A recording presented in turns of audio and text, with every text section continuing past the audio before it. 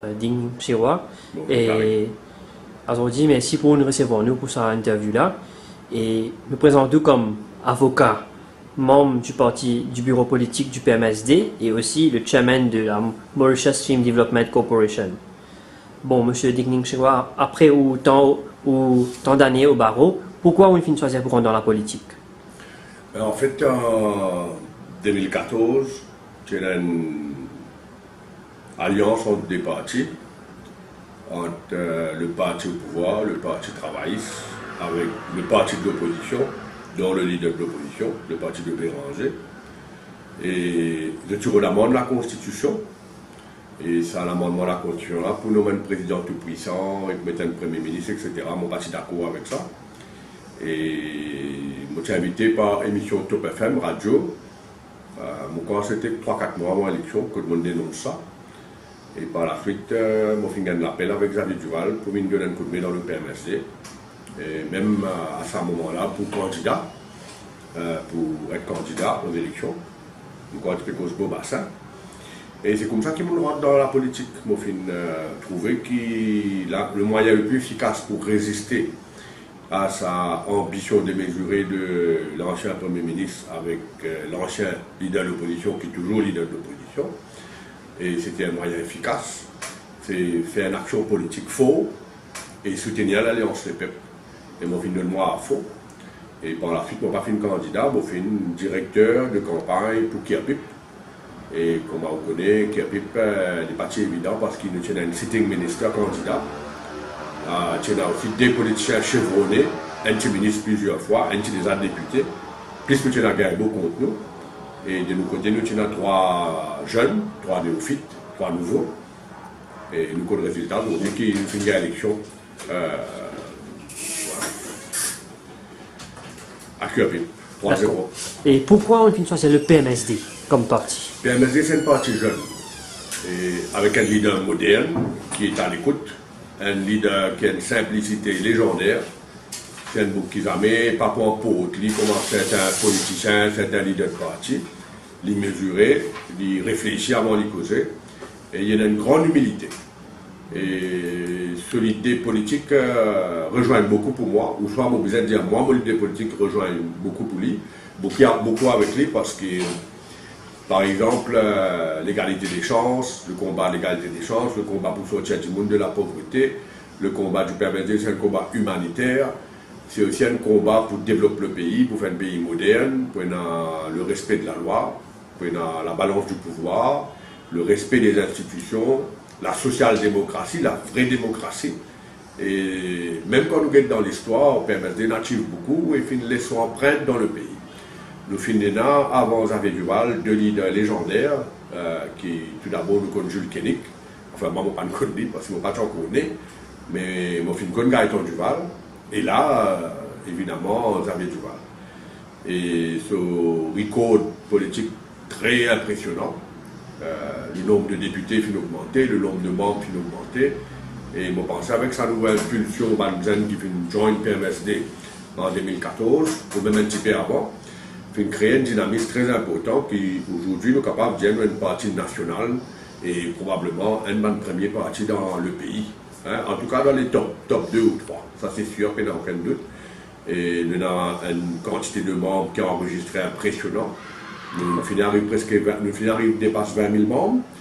Et ça, si nous avons le membres, nous visons un premier parti politique dans Maurice.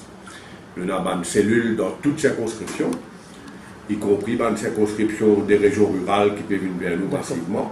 Donc nous avons une antenne dans toutes sortes de qualités de villages dans la campagne, qui est un très bon signe et qui fait PMSD émerger comme un parti vraiment national.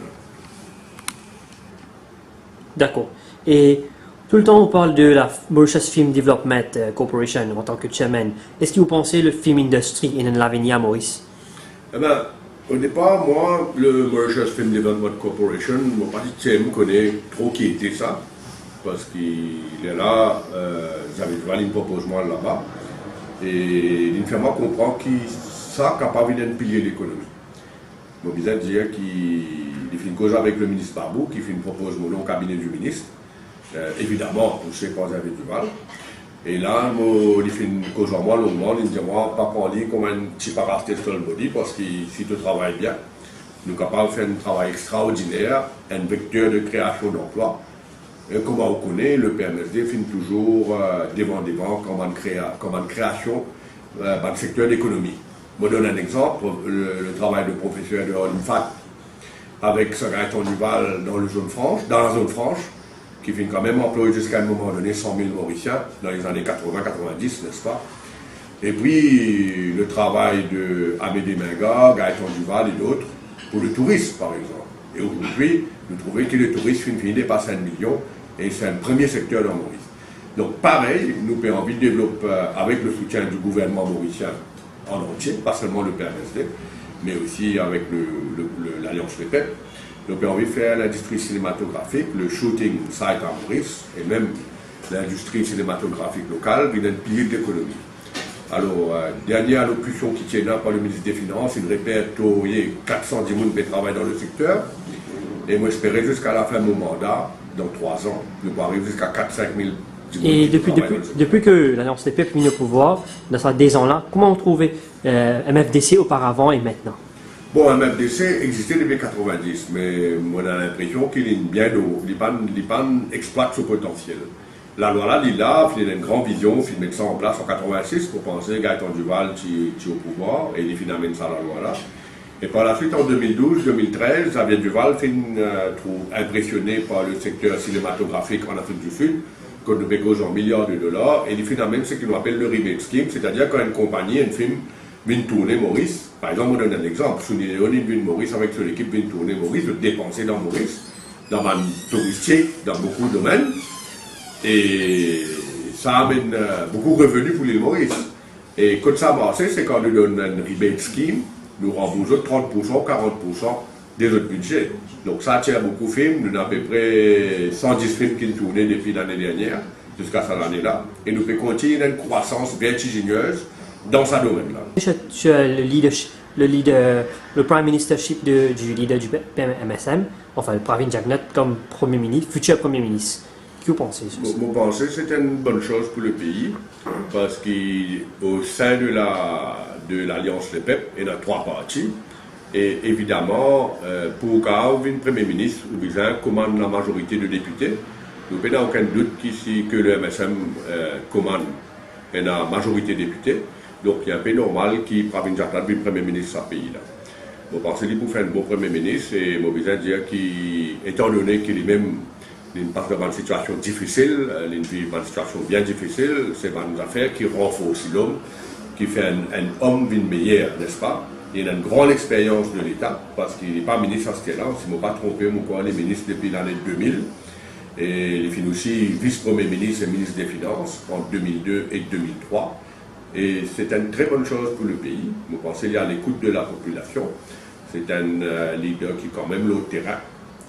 Il paraît comme mon leader, Xavier Duval, qui est au terrain. Ce n'est pas un leader qui abandonne le terrain, qui vient taper pour la porte 6 mois avant l'élection. C'est tous les leaders de proches avec la population, de descendre dans le terrain, de continuer en hymne, dans le congrès, dans le meeting, tout ça là, le terrain, même s'il le fait de tout pouvoir. Et ça fait combien de temps au barreau? Ça fait 20 ans passé au barreau, donc c'est un très long moment. Et je besoin de dire que quand je suis venu comme avocat, nous sommes une centaine, aujourd'hui nous 800. Donc il n'est pas pareil. Sa barreau qui était, sa camaraderie qui tient là, sa confrérie qui tient là, évidemment, il n'est pas pareil, il est atténué, il disparaît même. Hein. Mais le métier est saturé, comment vous trouvez? Vous pensez, oui, le métier est saturé. C'est-à-dire que le métier traditionnel de l'avocat, comme on nous connaît, l'avocat qui a le PD tous les jours, qui fait general cases, évidemment, il est saturé. Nous allons vers un avocat qui est spécialisé, c'est-à-dire faire revenue law, faire company law, faire banking law, faire copyright. Donc, il y a encore un secteur qui est capable, un avocat capable de rentrer. Mais l'avocat traditionnel qui est ouvert au bureau, qui travaille à le plaider tous les jours, ça, en définitive, vous pensez qu'il est saturé depuis quelques années déjà. Nous marchons trop petit pour soutenir un 800 avocats et probablement pour 3 ans, 2 ans, 3 ans, nous pouvons arriver facilement 1000 avocats. Il ne faut pas oublier que la profession d'avocat, c'est une profession honorable, que nous besoin de beaucoup quelque chose, et besoin de droiture, évidemment. Et même relation avec le judiciaire, bien composé, bien amélioré. Et j'espère qu'il y a assez de structure pour capable de mettre avec tout ça de caisse qu'il y a aujourd'hui. On vient aussi signaler qu'il sous l'impulsion de l'ancien chef juge, le juge Siken, il y a quand même pas mal de progrès, parce qu'il nous final vers digital recording dans la Cour suprême, tout ça là. Nous finissons aussi un Family Court qui finit créer, Assizes Court qui peut assiser régulièrement, et aussi une division du Commercial Court. Donc il finit amène beaucoup d'améliorations dans le pays sous le mandat de Bernard Siken. Souvent, une déclaration du leader de l'opposition, surtout de l'ancien Premier ministre Navin Ramgoolam et d'autres, je dis ne pas vivre d'une démocratie. Est-ce que vous pensez que c'est vrai? Mais qui appelle pas vivre d'une démocratie? Qui peut dire ça? On ne pas connaître, est-ce que Ramgoolam peut dire ça?